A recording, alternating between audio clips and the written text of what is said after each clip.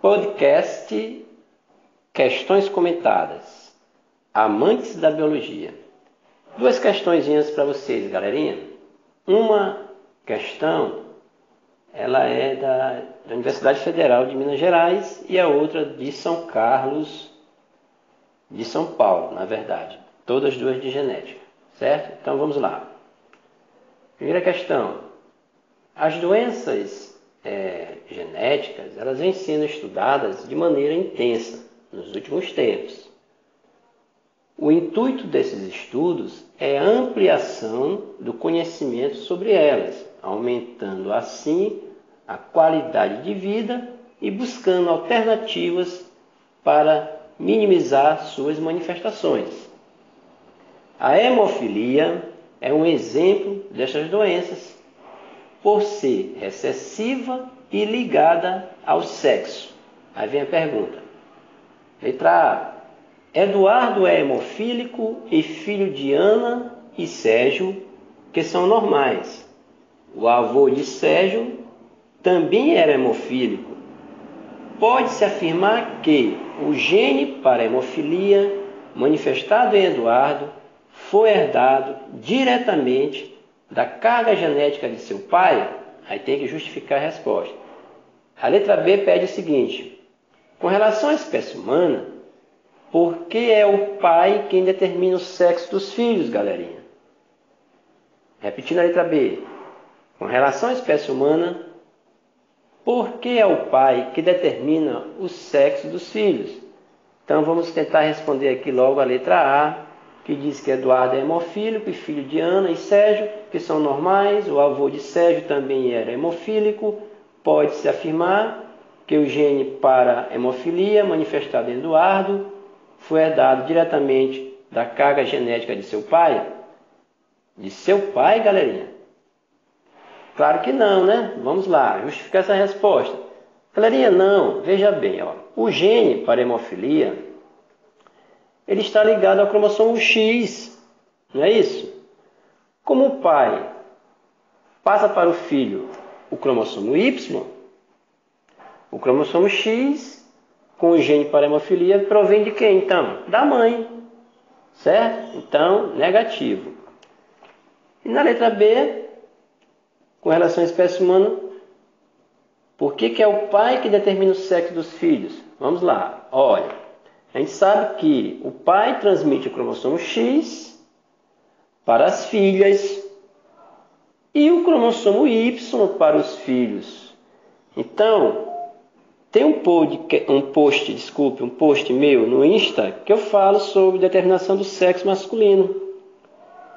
Veja bem, durante a gestação, galerinha, na primeira fase lá da formação do embrião, histologicamente falando, esse primeiro estágio de desenvolvimento do embrião, as gônadas, tanto a masculina quanto a feminina, elas ainda não estão formadas. Elas são ainda, eu falava ainda que elas são indiferenciadas.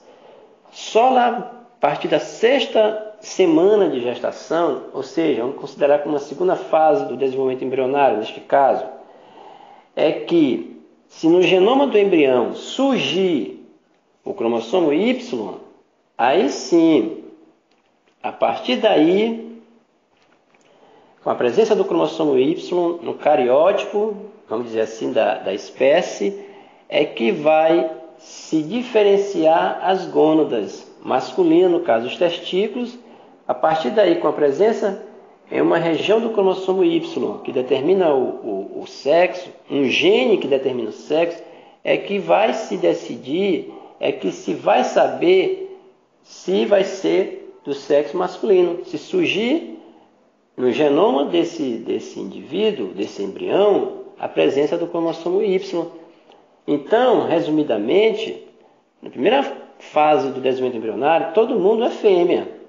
Galerinha, todos nós somos fêmeas na primeira fase do desenvolvimento embrionário. Só a partir da 6ª semana de gestação, vamos dizer que na segunda fase desse desenvolvimento embrionário, se surgir o cromossomo Y no genoma, né, do embrião, numa região do cromossomo Y que determina o sexo, um gene que determina o sexo, é que se vai dizer se vai ser masculino. Até então, todo mundo era fêmea. Então tá aí, galerinha. Uma segunda questão, separei para vocês, para a gente não perder tempo, também de genética.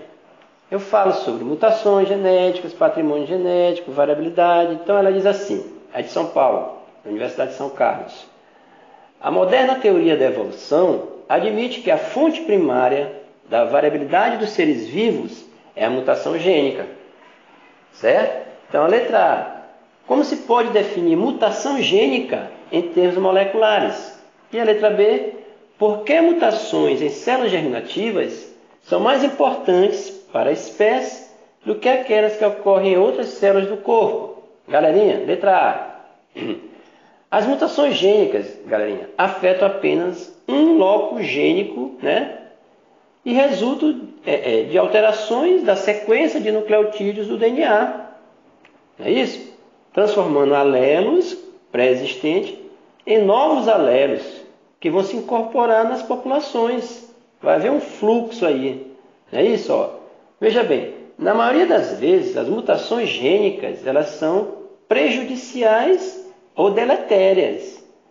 Raramente ou ocasionalmente, a gente sabe que mutações também podem ser favoráveis.